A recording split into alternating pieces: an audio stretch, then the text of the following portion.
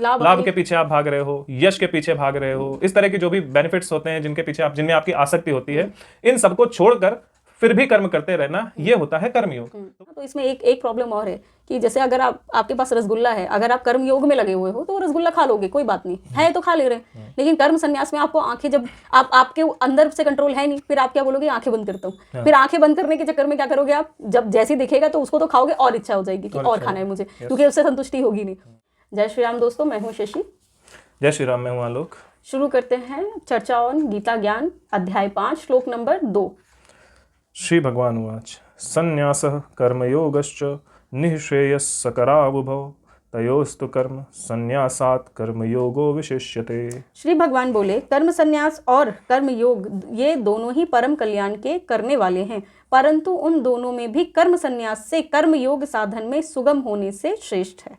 तो जब पिछले श्लोक में अर्जुन ने भगवान कृष्ण से ये पूछा कि आपने पहले बोला संन्यास योग, कर्म संन्यास की बात करी, फिर आपने कर्म योग की बात करी, लेकिन मुझे समझ नहीं आ रहा है कि आप क्या कहना, कर्म करूं या ना करूं, क्या कहना चाहते हो। तो आप मुझे बताओ कि क्या करना है, मेरे लिए क्या सही है, मैं क्या करूं, ये आप मुझे खुद बता दो। कर्म संन्यास का मतलब अर्जुन जो यहाँ पर बोल रहे हैं उनके हिसाब से मतलब है कर्म संन्यास का मतलब कि एक सन्यासी जिसने अपना गृहस्थ जीवन छोड़ दिया, हिमालय पर जाकर तपस्या करने लग गया, तो वो सारे भौतिक कर्म छोड़ चुका है। बेसिक जो रिक्वायरमेंट्स हैं वो उतना ही कर रहा है, जैसे सांस लेना है, भोजन जीवित रखने के लिए जितना करना है, या जो बहुत ही बेसिक चीजें बस उतना ही कर रहा है। उसके अलावा वो सारे भौतिक कर्म छोड़ चुका है, वो सिर्फ तपस्या कर रहा है।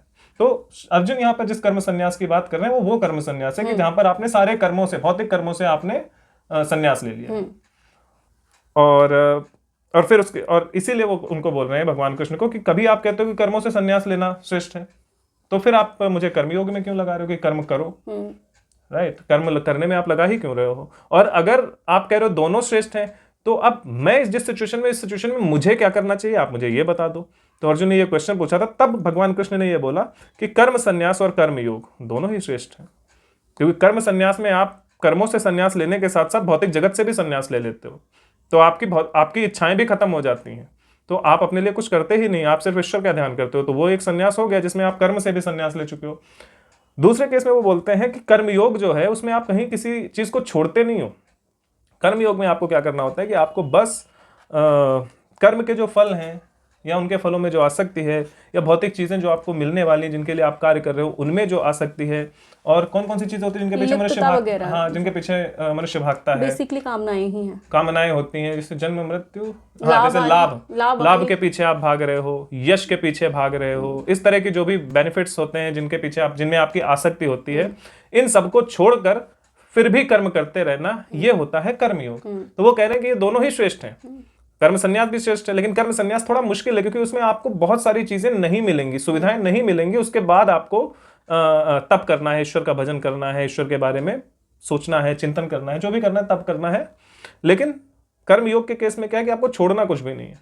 आप आराम से खाना खाओ, आराम से अपनी पत्नी के साथ घर में रहो, आप आपके बच्चे भी होंगे, आप गाड़ी से घूम भी रहे हो, सब कुछ कर रहे हो, और फिर भी लेकिन आपको बस इस चीज का ध्यान रखना है कि आप जो कर्म कर रहे हैं वो या तो सृष्टि के कल्याण के लिए हो। अगर वो सृष्टि के कल्याण के लिए आप नहीं कर पा रहे हो तो कम से कम आपको इतना ध्यान रखने की जरूरत है कि वो सृष्टि के किसी भी जीव को नुकसान न पहुंचा रहे हो। बस इतना सोच के आपको काम करना है। तो वो होता है कर्मयोग, जहां पर सृष्टि के कल्याण की भावना निहित रहती है। अब इस सृष्टि के कल्याण की भावना निहित रखने में ऐसा नहीं है कि किसी बुरे आतंकवादी वगैरह इस तरह के लोगों को भी, उनका भी कल्याण करना है, उनका नहीं करना है।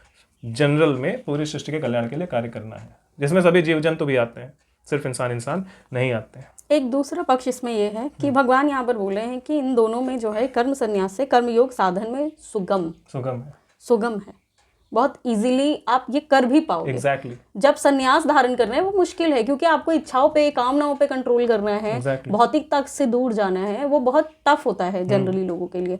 अगर आप गृहस्थ में हो तो और भी ज्यादा टफ हो जाता है, क्योंकि ऐसा नहीं कि गृहस्थ में रह के आप संन्यास नहीं धारण कर सकते, उसमें भी संन्यास होता है, लेकिन फिर भी वो टफ हो जाता है आपके लिए, क्योंकि सबसे मेन इंपॉर्टेंट है कामनाओं पे, इच्छाओं पे कंट्रोल नहीं हो पाता है लोगों। और कर्म संन्यास में जब आप जाओगे तो वही एग्जैक्टली आप वही काम करते करते बस उसमें लिप्त नहीं होना, आसक्त नहीं होना, वही काम करो, लेकिन अपने लिए, अपने साथ साथ आप दूसरों के लिए भी वो काम करो।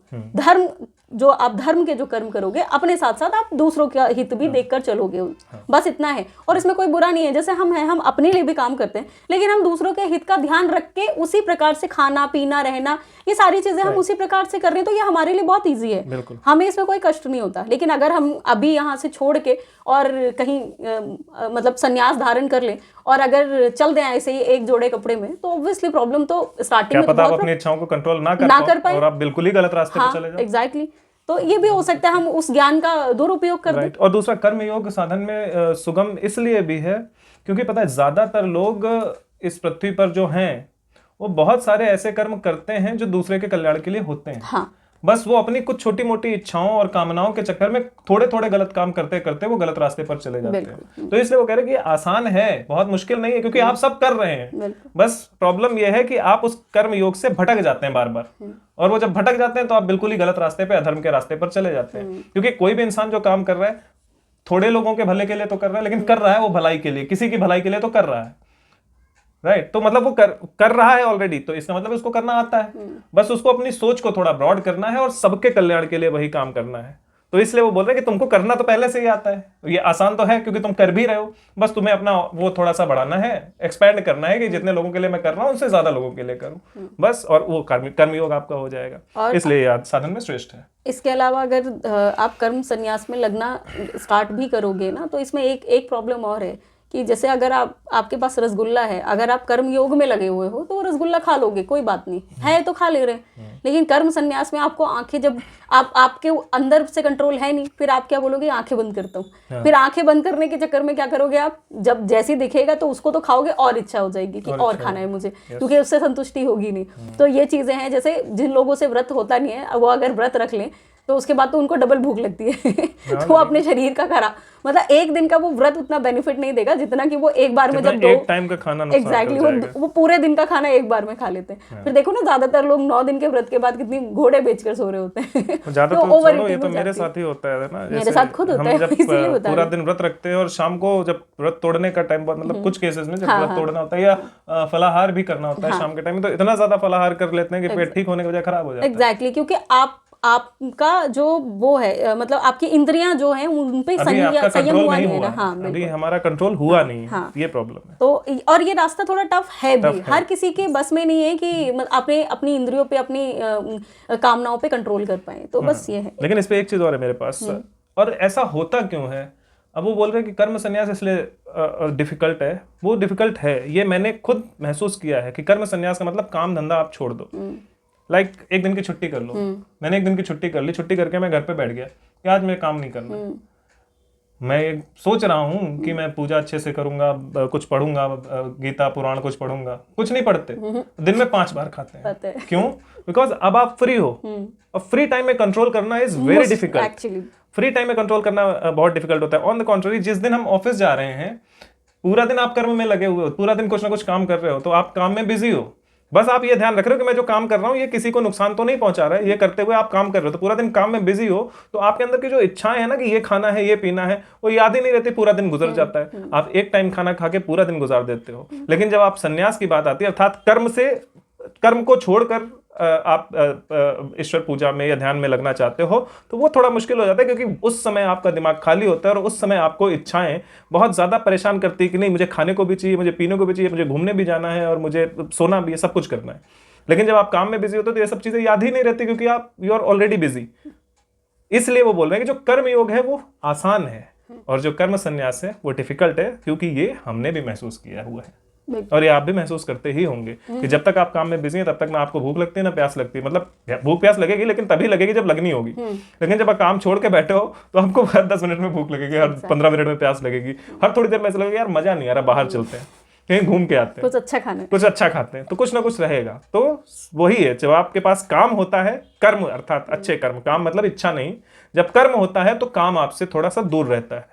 जब आपके पास कर्म नहीं होता, आप कर्म नहीं कर रहे होते, कर्म योग में नहीं होते, तो आपको काम जो है अपनी तरफ आकर्षित करता है। एक छोटा सा उदाहरण यही है कि जिस दिन हमारी छुट्टी होती है, तुम्हारी छुट्टी होती है जिस दिन, उस दिन हम वीडियो बनाते हैं तो हम दोपहर का खाना स्किप कर देते हैं और वैसे जब हम दोपहर तक संडे का जब तुम्हारी छुट्टी होती है दोपहर में तक 3 बार खा चुके होते हैं, 3-4 बार चल रहा होता है वो, शाम तक पता नहीं कितनी बार खाया जाता है।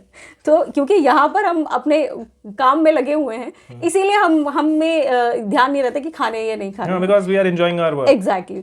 और वहां पर हमारे पास काम ज्यादा होता नहीं है, खाली बैठो, कुछ करना ही नहीं। और जो काम होता भी है तो हम उस काम को इतना एंजॉय करते नहीं ना जितना ये वाला काम हम एंजॉय करते हैं। तो इसीलिए उस टाइम हमें याद आती रहती है कि चल कुछ खा ले, कुछ अच्छा खा ले। तो ये होता है। ठीक है, ये था श्लोक नंबर 2। श्लोक नंबर 3 हम अगले वीडियो में करेंगे। तब तक के लिए जय श्री राम। जय श्री राम।